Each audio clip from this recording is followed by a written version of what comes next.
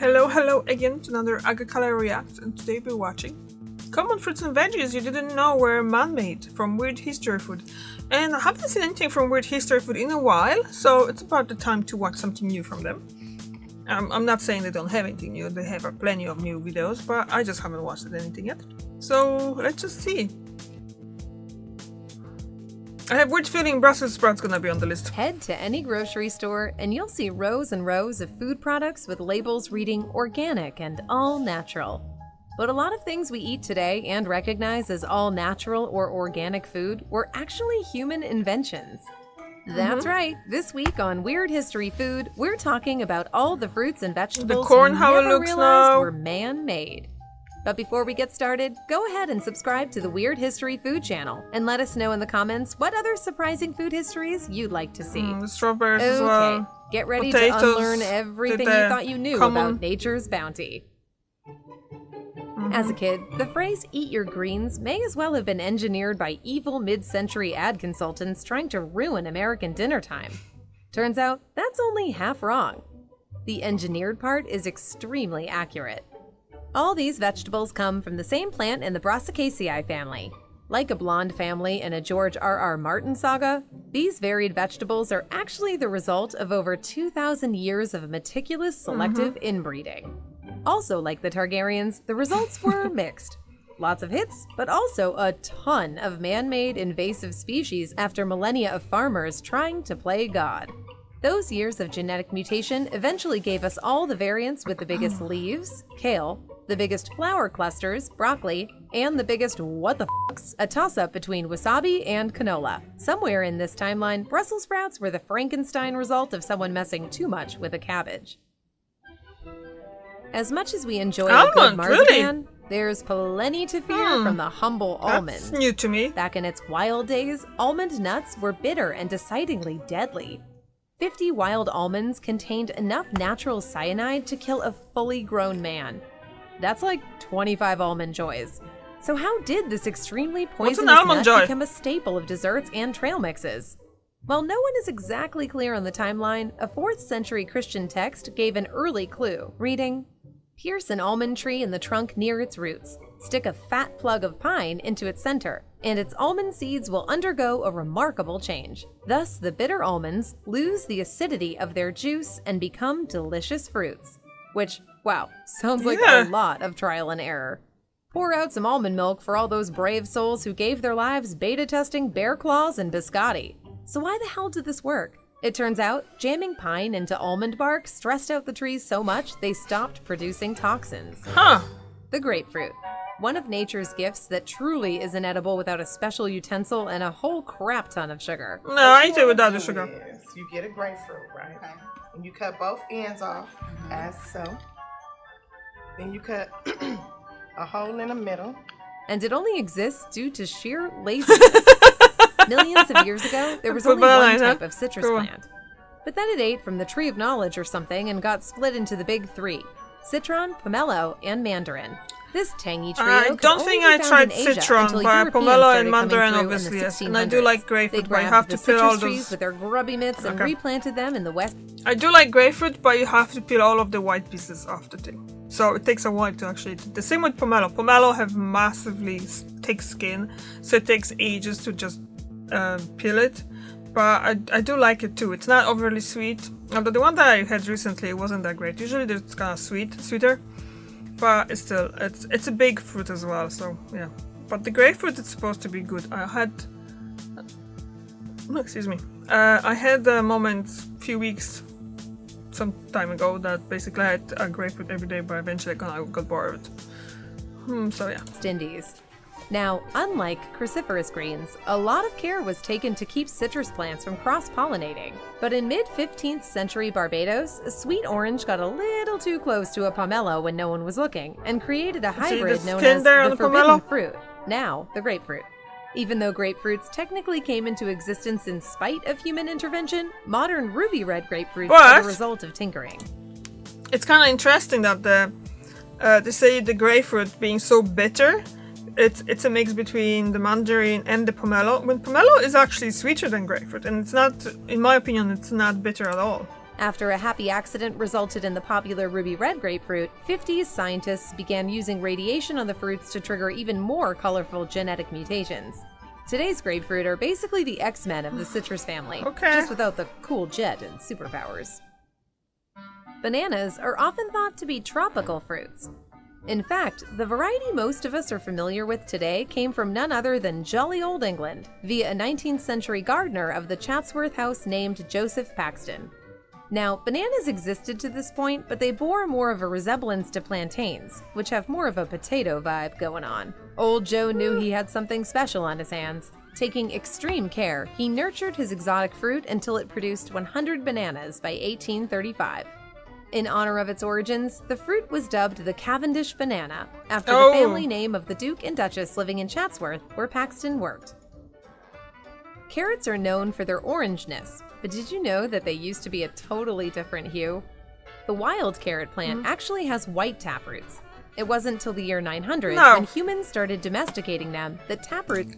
So is it actually carrot, or that's just parsnip or parsley root? I just want to know, because they white. Began obviously turning purple and yellow. That's kind of cool A colors. 6th century Constantinople copy of the 1st century Greek physician Dioscorides' Pharmacopoeia, De Materia Medica, is the first record of someone suggesting that anyone eat the roots of these weird weeds. Carrots made their way to Spain by the 8th century, and by the 10th century, India, Asia, and Europe were all cultivating the purple root. In the 16th century, carrots could be found all around the world in all sorts of hues, except orange, white, yellow, red, purple, and even sometimes black. That's the carrot that writes moody poetry. In the 17th century, the Dutch claimed to have tweaked the coloring in honor of the Dutch flag and Willem the Orange. But modern horticulturists think it's more likely that the carrots were descended from selective crossbreeding to create a sweeter version of the bitter yellow root vegetable. So don't discount those purple farmers market carrots as a weird fad. They're actually old news.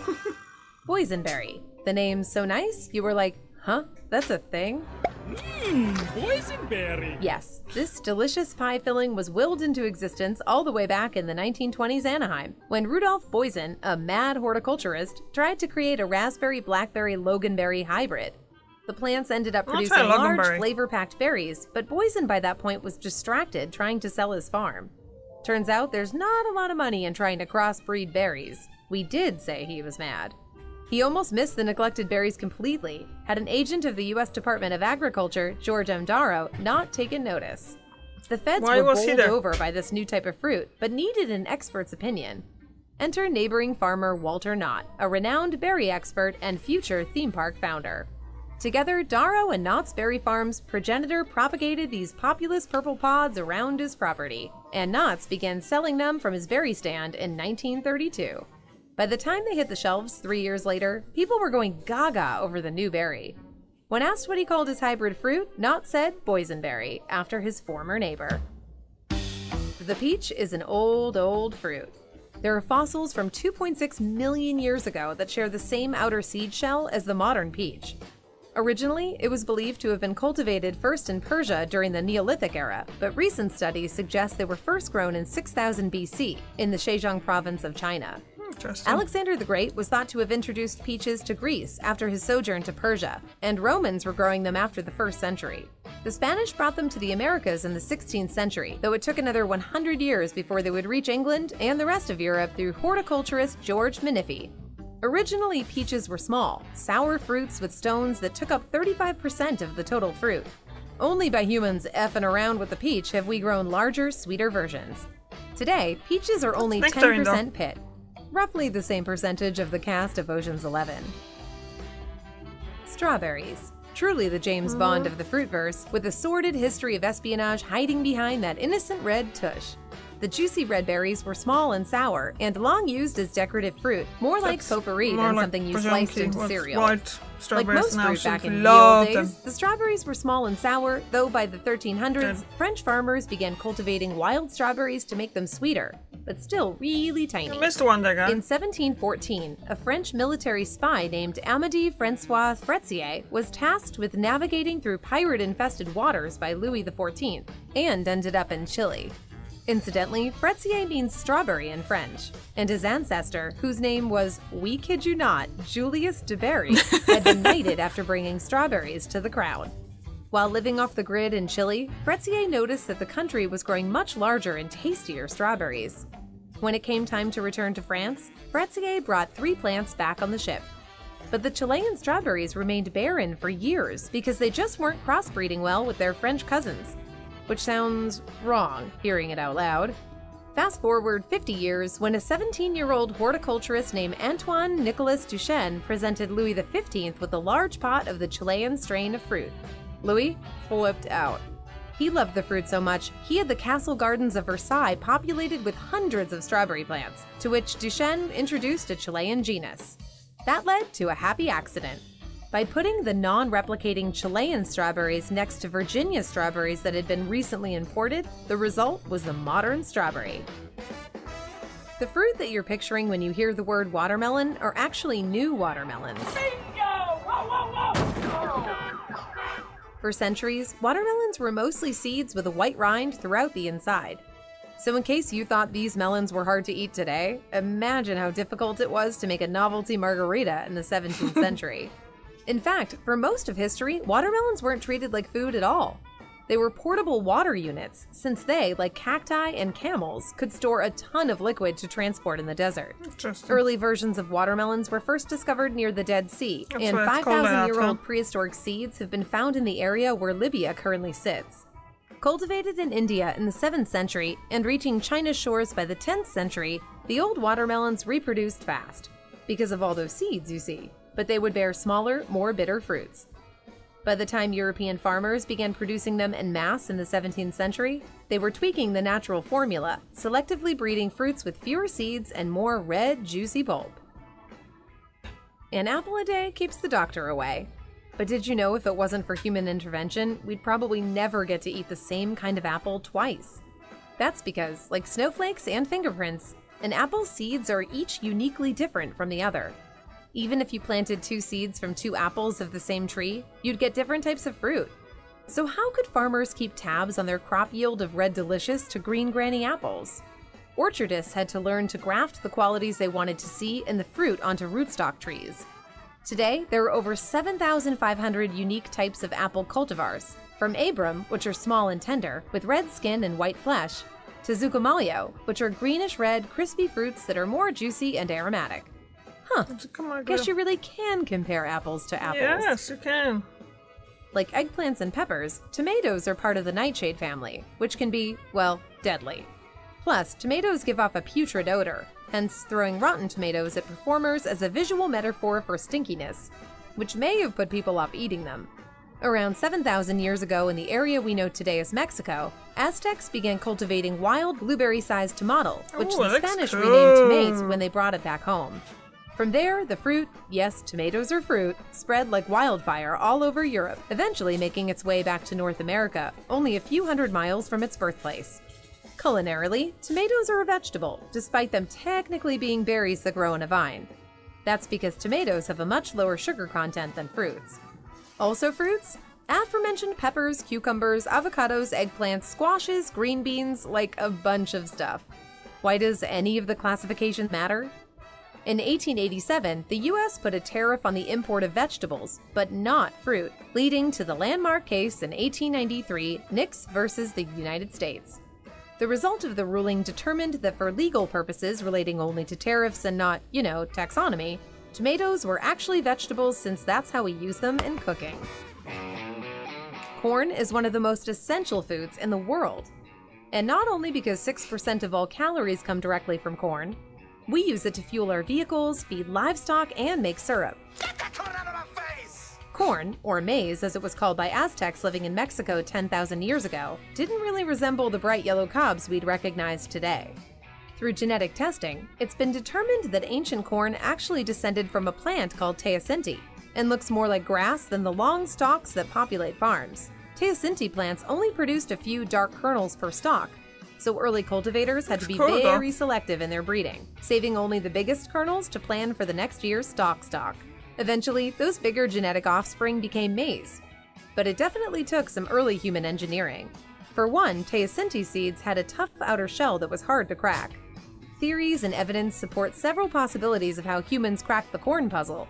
Some say it was by heating and ultimately popping the kernels. Some point to early grinding mills. Still, others say our ancestors crushed the shells in our teeth to get at the seeds, which, if you've ever tried to chew a popcorn kernel, is no easy task. So we just want to say thank you to the intrepid souls who stuck with shelling and popping proto-corn in order to replant mutated strains with more rows, softer shells, and sweeter fruit.